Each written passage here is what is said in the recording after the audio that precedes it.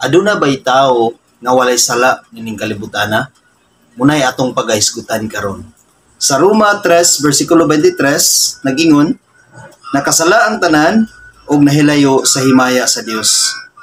Ug pasabot nga ang tanan nga tawo nining kalibutana nakasala gayud.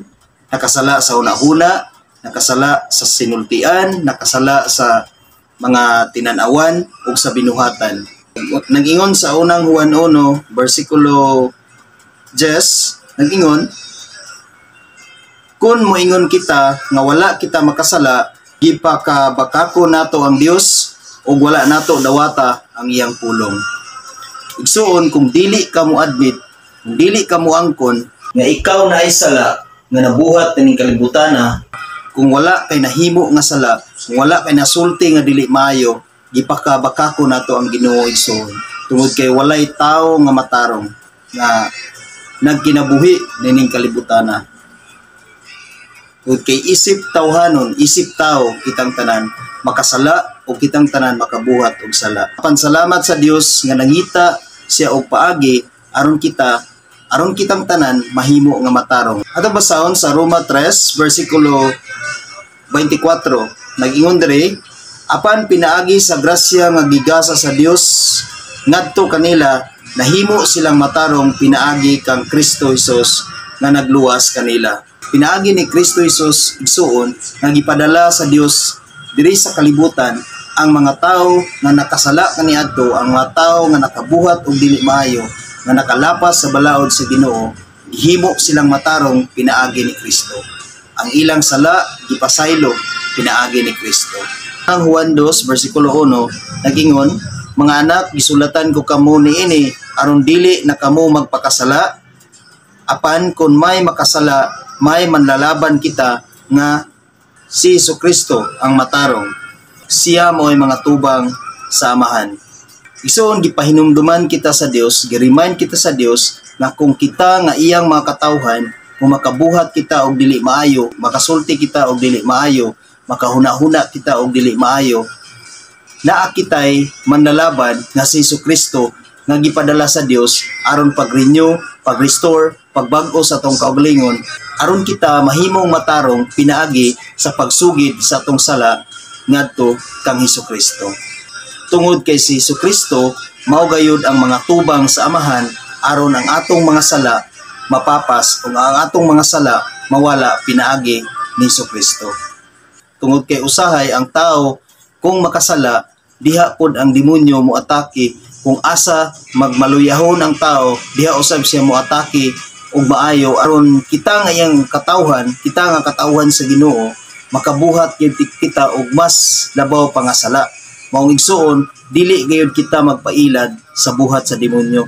Dili gayud kita magpailad sa hata sa demonyo. Tungod kay nag-ingon ang pulong sa Ginoo nga ngari kamo kay maghusay kita. Atong basahon sa Isaias 1 versikulo 18. Nag-ingon siya diri, nag-ingon ang Ginoo, ngari kamo og maghusay kita. Bisag unsa kapula ang inyong sala, maputi kini kaayo. Bisan pa kinig dagtong pula, maputi kini sama sa balhibo sa karnero. Mao kana igsuon nga kung makasala kita, kung makabuhat kita og dili maayo, kung makasulti kita og dili maayo, dili gyud kita mahadlok sa pagsugid sa atong sala ngadto kang Kristo. Tungod kay ang saad sa Ginoo, bisan unsa kapula ang imong sala, bisan unsa ang imong sala karon nga nabuhat, bisag unsa ang imuhang nabuhat nga dili maayo, naa si Lord, naa si Jesucristo nga mubag-o o muhimo kanimo nga matarong.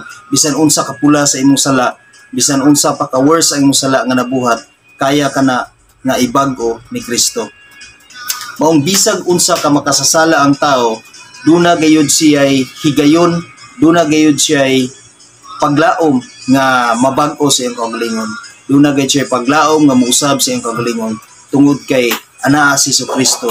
Kung ikaw matinud-anon usab nga niampo sa Ginoo, matinud-anon usab ikaw nga nangayo o pasaylo sa Ginoo, o matinud-anon ka nga nisugid sa imong sala ngadto sa Ginoo, bisan unsa kapula sa imong sala, kaya kana ni Jesucristo nga papution sama sa balhibo sa karnero. Igsoon, hinumdumi nga ang tanan natong binuhatan, ang tanan nato nga nabuhat ning kalibutan nga maayo man or dili, makighusay gyud kita sa Dios sa atong tanan nga gibuhat ning kalibutan. Busa wala kitay lain nga kadangpan sa pag-usab, sa paghimong matarong sa atong kaugalingon, kundili pagsugid sa atong sala ug paghinulsol ngadto kang Kristo. Atong isugid kaniya aron mahimo kita nga matarong sa atubangan sa Ginoo. Mahimo kitang matarong atubangan sa Dios. Tungod kay nag-ingon sa buhat 3 bersikulo 19, busa paghinulsol kamo ug balik sa Dios aron papaso niya ang inyong mga sala kun himuon ninyo kini.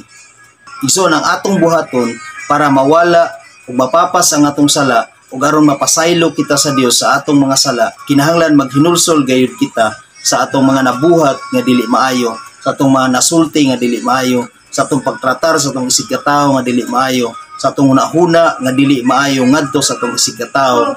Og kung ato na kining masugid ngadto kang Kristo, kung nakahinulsol na kita sa atong sala, igsoon ato na gayud kining biyaan ug dili na gayud nato kini balikan, tungod kay gihimo naman kita nga matarong sa Ginoo. Kana igsoon, kung imo gayud kana nga himuon sa kinasingkasing gayud, walay rason nga dili mo pasaylo ang Ginoo kanimo.